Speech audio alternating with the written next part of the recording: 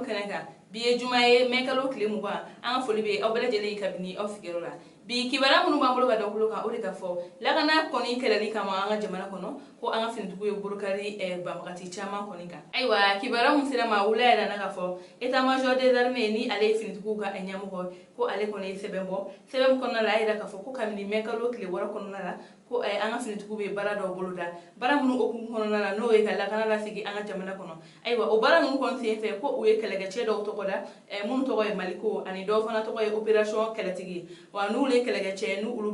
bɛɛ lajɛlen bɛ banbagatu kɔni nɔrɔ bila k'u gɛn ka bɔ an ka jamana kɔnɔ ayiwa ko o baara ninnu sen fɛ kɛrɛnkɛrɛnnenya Kucala Buguni Sikaso olu kɔni mara la ko o baara ninnu sera ka kɛ ye wa ko a kɛra sababu ye ka banbagati dɔw nɔ bila minnu kun kɛra sababu ye ka waliya jugu ta k'a ɲɛsin jamana ka lasigiden minnu bɛ nin yɔrɔ kɔfɔlen ninnu na ayiwa o tɛmɛnen ka bɔ ye min ye Nara ale ni Kulukoro mara ye kɛrɛnkɛrɛnnenya Banamba fan fɛ ko o sera ka banbagati dɔw minɛ yen nɔ ayiwa hakililajiginna b'a yira ka fɔ Banamba ni wagati na ale fanfɛla la ko banbagatiw kɔni kun bɛ yen nɔ kosɛbɛ wa o ye banbagati wale caman kɔni kɛ yen nɔ wa tiɲɛni caman kɔni bɔra a hukumu kɔnɔna la ko wa ko moto 12 de minɛna ni ma kofɔlen ninnu na ani kɛlɛkɛminɛn caman ani min ye essence bidon caman fana ye ko de minɛla ayiwa o tɛmɛnen ka bɔ yen an ka finitigiw fan fɛ a yira ka fɔ ko maa 2 de kɔni bɛ yen nɔ ko olu kɔni joginna ko nka ko jogini ninnu kɔni ma kɛ jogini kumaba ye ayiwa o tɛmɛnen ka bɔ yen kibara wɛrɛ m'an bolo ka da kulo kan o de ka fɔ coup d'état n'o ye fanga bɔsi ye ko o waleya in kɔni kun kɛra an fɛ yen dɔgɔkun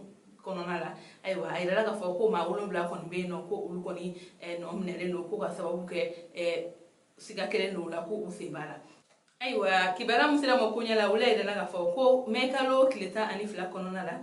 min ye colonel Abdulaye Mayiga ni ale ye gouvernement ka kuma lasela ye ko ale kɔni bɔra ka bataki dɔ kalan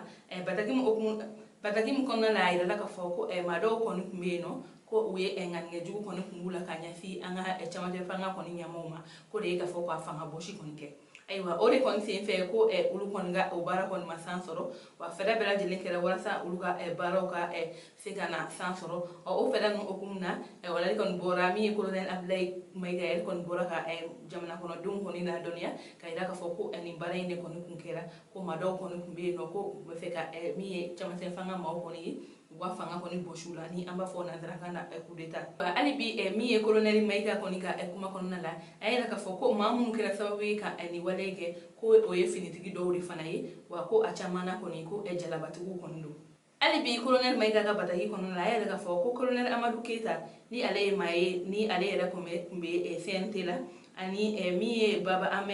Amida ko ale ye sema maa ye ani Lesina Musa Kojo Idrissa Kone ko ani Lesina Mohamed Samake ani Adujan Sidiki Traoré ko o ni Amadou Diallo ko olu bɛɛ lajɛlen kɔni nɔ minɛlen don ko ka sababu kɛ ko u sen bɛ nin waleya in kɔni na ayiwa ko hali bi sɛgɛsɛgɛliw kɔni bɛ sen na ka dɔn k'a fɔ n'a sɔrɔ u ni maa wɛrɛw kɔni jɛma ka don nin baara in kɔni ye ayiwa o tɛmɛnen ka bɔ yen kibara wɛrɛ m'an bolo ka da kulo kan o de ka fɔ sirabakan kasara a yirala ka fɔ ko maa kelen kɔni bɛ yen nɔ ale kɔni ni tor'o la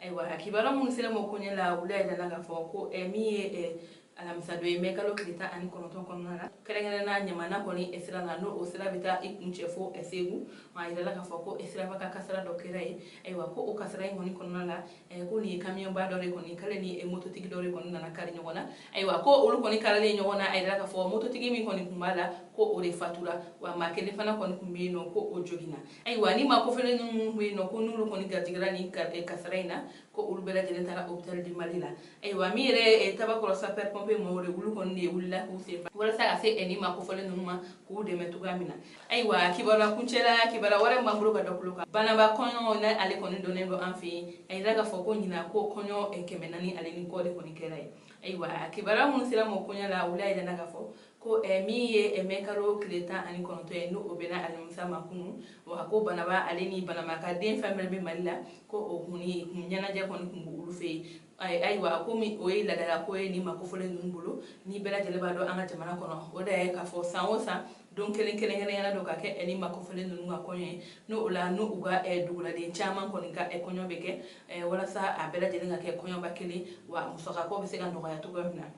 Ewa we da ka fo ko ulu koni kani kunyi koni Kenya konti dore ori ka fo ko ka dobo ambe wakati mna bi gele koni bino ko ori ka dobo gele la sabula kunyo koni ale koni depensi gasha ko ori koni ko na ko ulu de bi folo ulu ka mogorobo yala nyinika wala sa uba dembe la jeli ka kunyo ka Kenya mo fe abega ke kungu bakele ni aywa ambali ma unine koni kuyi anga bi don kibaru yi ka do kuluka awni ci awa kuluma jola